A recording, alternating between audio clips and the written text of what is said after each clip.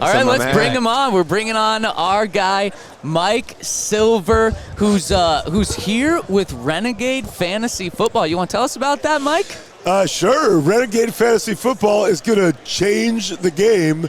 And here's the deal. Like, you pick your lineup, you're playing fantasy. It all comes down to, one guy, and now he's hurt in the first quarter. And your week is screwed, or your season. Yep. But not with us, because you can real-time sub and keep hope alive. Ooh. So we're doing it. We've got great tech, and it's going to be more like being a coach than a GM / owner. You pick your lineup, but you have the ability to react to guys getting hot, guys not getting targeted, injuries for sure.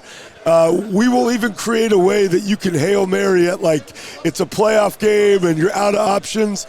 I can make a trade or pick someone up off waivers like in real time. So that's kind of the concept behind it. Yeah. We got some awesome people involved, and we can't wait. We spent a season getting the kinks out in beta. We cannot wait to unveil this thing for 2025. Oh, that's awesome. So how does that work? Like, do you have to have bigger rosters? Do you have more guys who you can sub in? Or yes. They have to be guys playing at the same time to be able to make the sub? Yes. Timing is definitely a thing as we, people will develop strategies accordingly.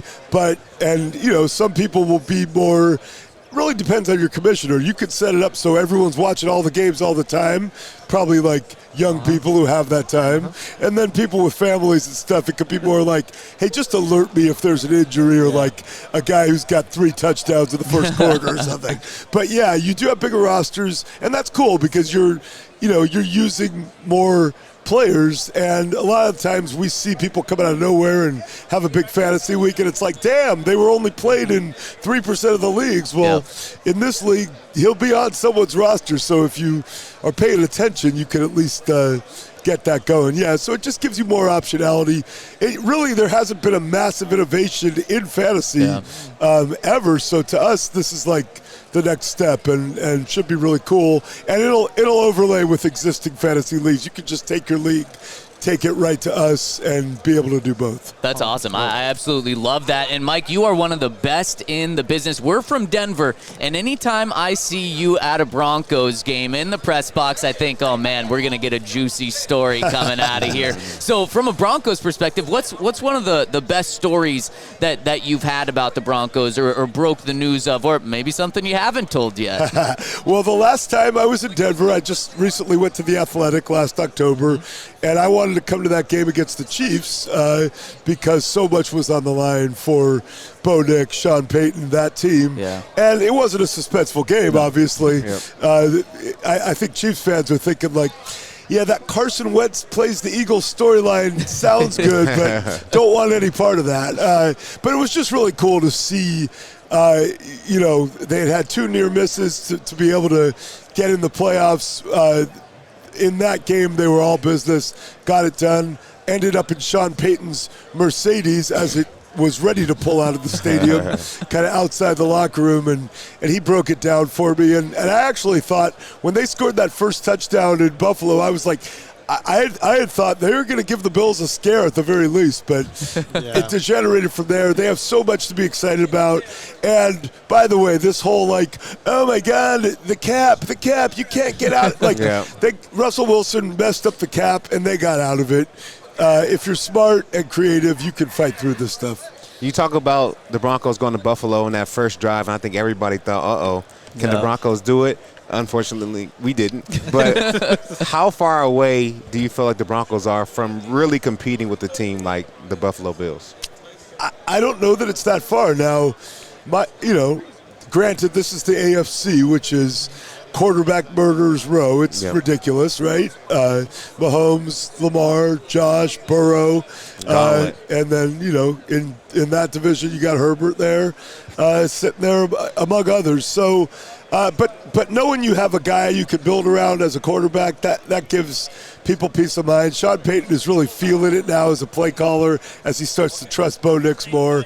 And, I think they'll keep building it and really get that running game going a little bit, maybe get a couple more weapons.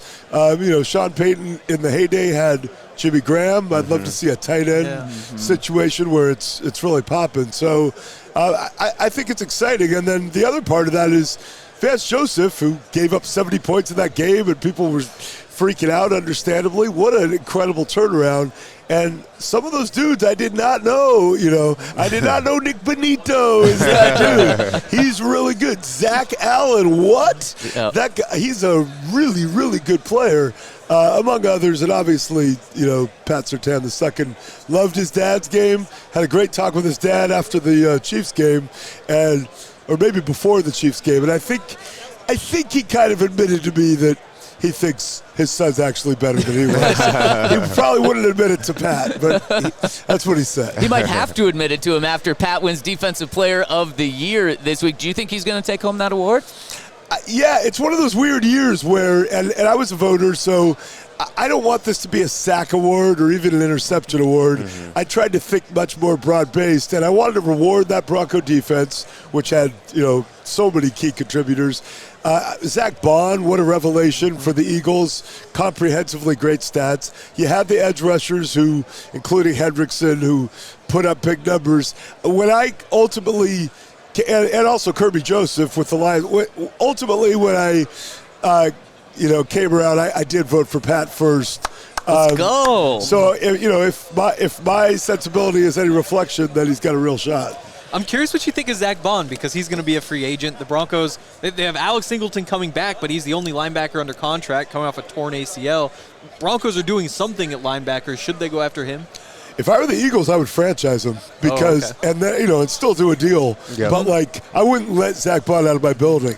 He was a kind of a backup edge rusher, special teams guy. Vic Fangio's like, no, you're going inside. He looks like one of the best players in the league. So the inside linebacker franchise tag is still going to be a ripoff for what Zach Bond has earned. I know he won't want that. But if you don't have a deal in place by March, whatever, tag and then sign him, in my opinion. Yeah, that makes a lot of sense. Speaking of let's move over to the quarterbacks. Jaden obviously probably going to run away with Offensive Rookie of the Year this year. If you were starting a franchise and you had the option between Bo and Caleb, we've asked a couple of people of this. Has Bo jumped Caleb in that conversation? I mean, based on what I've seen from this year, yeah. I think Bo was the second guy pretty clearly.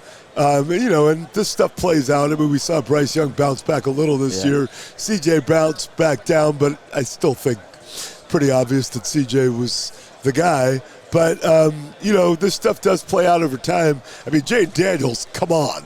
Yeah. That was, I saw Dan Marino as a rookie. This is the closest thing I've seen to that. It was insane. Wow. But Bo, I think Bo's the number 2 guy for sure, based on what we've seen in the first year. Wow. I think that's big news. We would definitely take that. For sure. I think Bo has been great this year, and I think that Sean Payton has said numerous times that he needs a joker, a playmaker. Is there anybody that you would say in the draft or free agency would be a great guy to have on this team for Bo Nix? That's a great question. And I think in 2025 NFL, you also think about trades because now that stuff happens. Just as Cortland Sutton could have been flipped last year, just as Jerry Jeudy was. Yep. There are all sorts of people where maybe you can unlock their talent and the price isn't as high, or maybe you just go out and do something big. But, I'm not a big study the draft guy, and certainly not at this stage where I'm preoccupied with what's going on here. But I would say this in a broad-based way. We're in an era where more and more receivers are going to be coming out NFL ready. And sometimes you get a guy like the Bills did with Coleman where it's not quite there yet and you don't know if it's going to be. And sometimes you get a guy just ahead of him where you're like, oh, no, that guy was ready. And I'm thinking of a couple of people specifically. Neighbors, it was more obvious, but the guy in Jacksonville, Thomas. Yeah. I mean, there's some guys where you're like, oh, Worthy. Worthy was more ready. So I do think it makes more economic sense right now to think in terms of the draft. You could get one on a rookie deal. It's probably something you can do late in the first round, second round.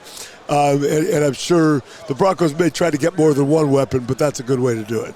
I'm curious, big picture, where the Broncos go from here, because this is really the first time in a decade where they've had some positive momentum. You know, do you just buy into that and start making trades and spend a bunch in free agency and build as quickly as you can, or is it patience and building through the draft and waiting for, Bo's still a few years from his prime, probably? I mean, it's not my money; it's the Penner's money. So yeah, spend money. I already said you can manipulate the cap. By the way, I'm told they have a little bit of money, so just a little bit. That's an advantage, right? So yeah, no, I mean, can't take it with you when you go. Let's go. And Sean, Sean to me will always be young Sean Payton, and I hope he looks at me and thinks of me as the young guy who used to cover him. But the time is now. Like, let's get after it.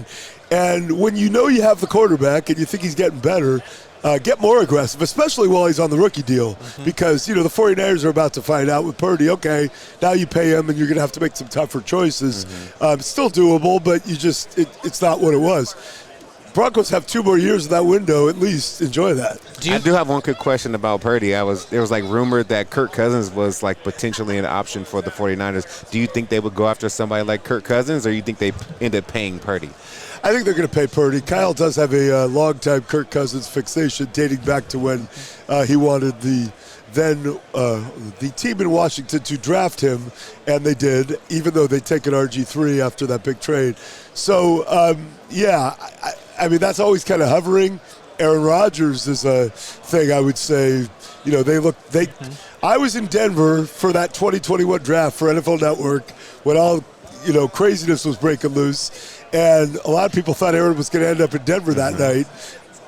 That would have been like the classic thing to happen to me. I'm surprised it didn't, actually. I'm in Denver, and Aaron's coming. It would have been good. But another scenario was that the 49ers had kind of come in, and that was a thing. And then, even though they had the pick that they were using on Trey Lance. So it ended with Purdy. I do think they'll sign him, and it'll work out. But never say never. Whether it's from this past year or when Sean was that young coach, do you have a story of Sean or a fun little tale of Sean? Oh my God, yeah, I have a lot of them. Let's see, what can I tell without getting in too much trouble? So at the Super Bowl, the most recent Super Bowl here, and this is the greatest of Super Bowl cities by far. One night, I was out with Scott Fujita, former Saint, and some other people, and we were at Lucy's, the great surfer bar in the Warehouse District. Scott had a place near there, and somehow Scott got the idea that we should go to Sean's place across the street. This is when Sean was coming back from the suspension. I had actually flown in with him and hugged with him, but I'm like, is Sean going to be cool with us showing up at 3:30 a.m.? Scott's like, absolutely. And I had a whole crew with me. So one of the people in my crew is my friend Greg, who thankfully is in recovery now, but at the time was unbelievably hammered. And now it's 5 a.m., and Sean is telling a great story about, being in London and doing something that got Roger Goodell upset, and it was great backstory, and he was mid-story, and my friend Greg was so drunk he just kept blowing up the story and interjecting nonsense, and I finally just said to him, hey, why don't we sit back and listen to Mr. Payton tell this story about Mr. Payton in Mr. Payton's kitchen. and Sean laughed and finished the story. That is great. Before we get you out of here, one question for you. How will the Chiefs lose this game? Got me, man. Maybe their whole offensive line will get hurt when they lost to the Bucs. Look, if you look at comprehensive talent, you'd go the Eagles look better. They have a better team, but we care about coach and quarterback a lot. We've just been talking about it. Yep. I would say the advantage of quarterback, you're talking about a guy who almost always wins every big game somehow. Yep. That's a big advantage. I would say the advantage of head coach might be more pronounced. Let's just say that. Yep. Andy Reid, big advantage. Yep, that's very fair. All right, that's going to do it for our time. Do you want to take one shot at kicking, flicking a field goal? I got another one if you missed. Let's see. That seems like a low goalpost. I'm an old school paper football player. All right, who are we dedicating this one to? Matt Prater? Yeah, Matt Prater. I love it. The Tebow year? Yeah. Let's go. I think it's good. altitude. I'll tell you that. did. Mike, Definitely thank did. you so Thank much, you. and download the Renegade Fantasy Renegade! app. Yes. Yes, thank you, Mike. Really appreciate your time. Thank you.